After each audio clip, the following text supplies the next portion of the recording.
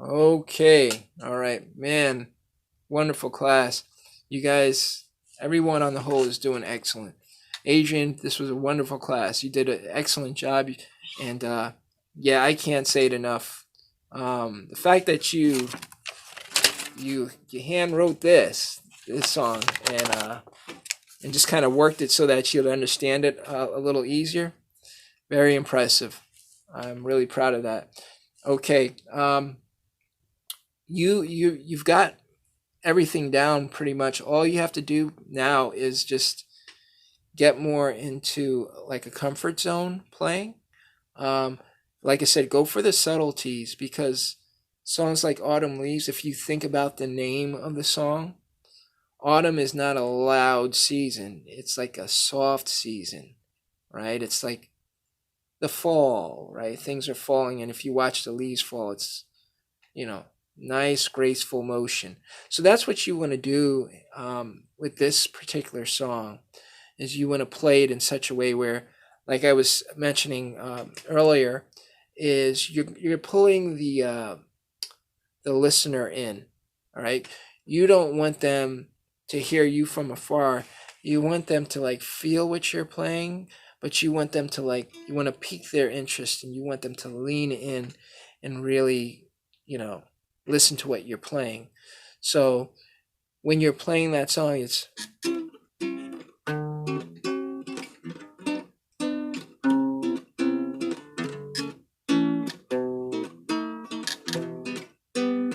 right. So you want to play like however, whatever the tempo you would want to play it in. I'd start off slow.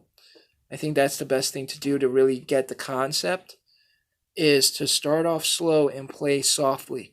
Okay, you you want to basically picture yourself, you know, like, I don't know, at a cafe or something, with like a, you're in a trio, right? And you're playing this soft, slow, steady jazz music, right? So that's the mood you want to kind of embody when you're playing this.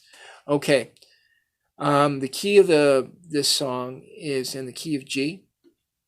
Um, you have your pentatonics in there that you could put. You could do the E pentatonic if you wanted, but I wouldn't really go for that just yet for the mood. I would stick with something like doing the sweeps, you know, and do some phrases, you know, using the sweeps in there. I think that would sound really good. Um, and you know, work your modes, because I know you like to be like sort of in the fifth and seventh bracket. That something in there. You could do a lot of different things. Um, Tidbits of information for your solos. I think that, again, I'd like to see more of the like the sweeps. If it's in the key of G, you can do your of course the G major sweep, and then you can also do a C major seventh sweep in there if you wanted to.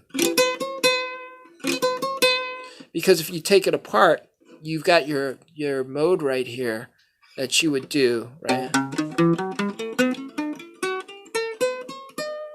So that's in the mode, that's in the mode, that's in the mode, and that's in the mode. So you have a C major seventh, right? And this is a technique that you can use when you're trying to figure out overlaying sweeps over the chord structure that you're playing in. So if it's in the G major, um, you can look at the different shapes of the modes that you're playing in, those patterns and positions, right? Because you have this.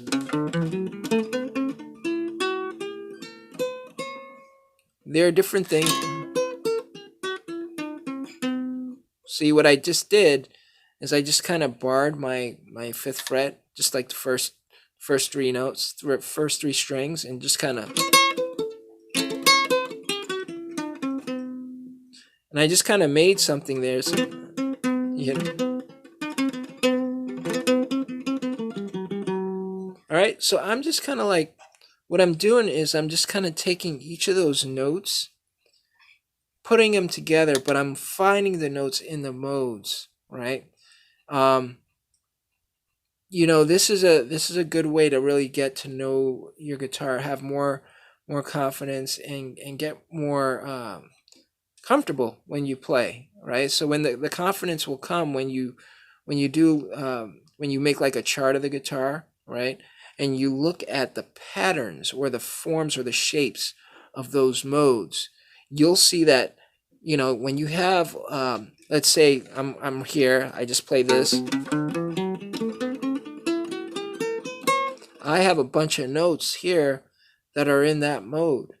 So if they're in that mode, that means they're in the key of that song, which is the G, right? So if I'm playing,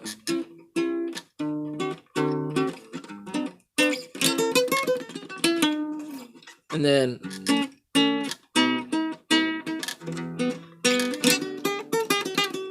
and then you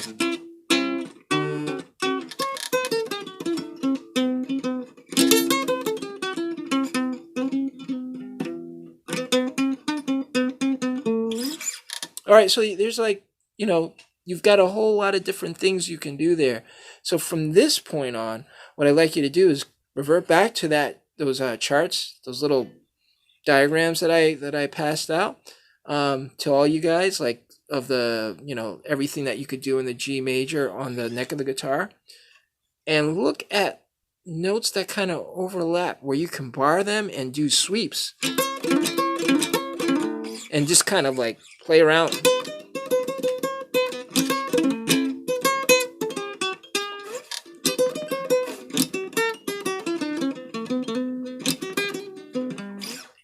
And play around with it, because there's a lot of ideas that you can get. Also, what I'd like to see you do, if you do your pentatonics, if you choose to do like pentatonics in songs like these, I want to see the half step slide into those notes, right?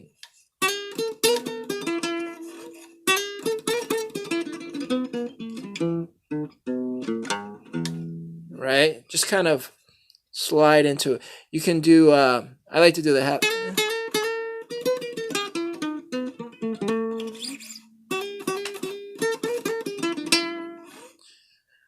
You can do a whole step slide, but that's kind of overkill. Depends on your mood. But a half step kind of keeps it jazzy. If you once you listen to more of the jazz standards, you're gonna hear that. You're gonna hear him do that, right? It's like a comfortable way of spicing up the your thoughts, your expressions and stuff.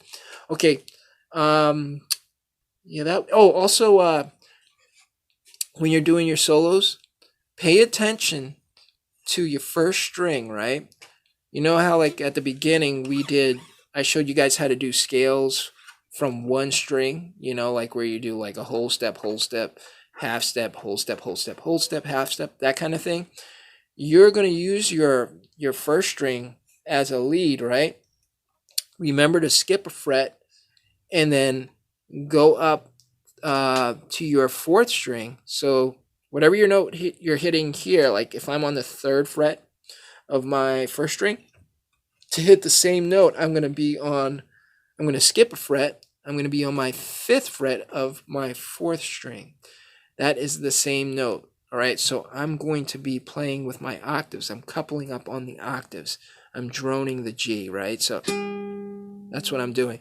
So when I do that, especially in jazz, you figure out a phrase, like 3 or 4 notes that you can do when you're soloing. Okay, so you have this, if you do a whole step, you'll be on A, you got B, right? You have C, right? So you can go, right?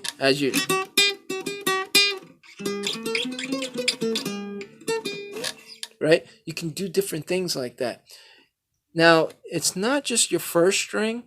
You can move it up and do the same thing. So you can have your your D. So you'll be on your third fret of your second string, and then you'll skip a fret, right, and go up to your fifth string, and voila, you have a D right there. So you could do the same thing, right? And you can go, okay, so you have D, you have E, you have F sharp, you have G. and then you, right? You could do the same thing. Just know where you are and know how to do that, right? So play around with that. Make some phrases, okay? Phrases with your with what you want to say when you're doing your solos, right? I went over along with doing like coupling up on your octaves.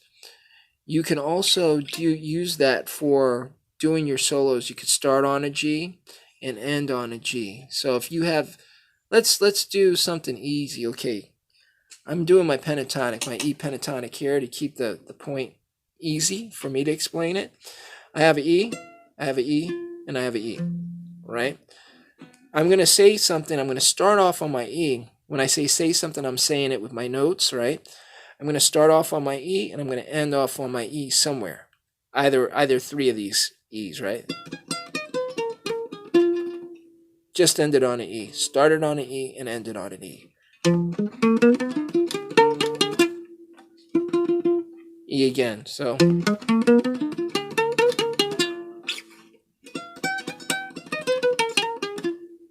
right? So you just wanna make phrases like that, right? Make those phrases and just listen to how it sounds. Record yourself, right? Um, yeah, so that's what I have as far as like ideas that you can use for when you do your solos. I again, very good work. Um, chords, yeah, play around with those chords. And we also have to work on the Afro Brazilian song. This one, um,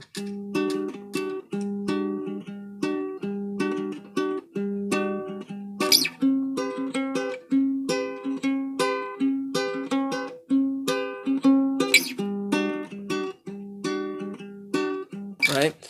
And then there was the Stevie Wonder song. All right, so that one was.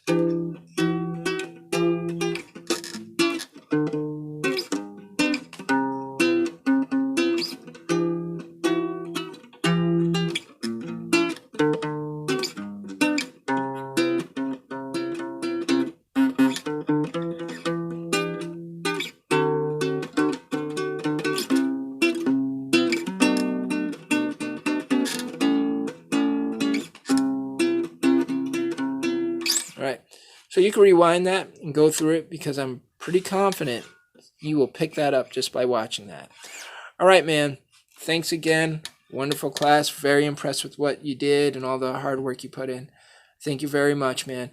If you need anything or you have any questions, just leave a comment below. All right. God bless.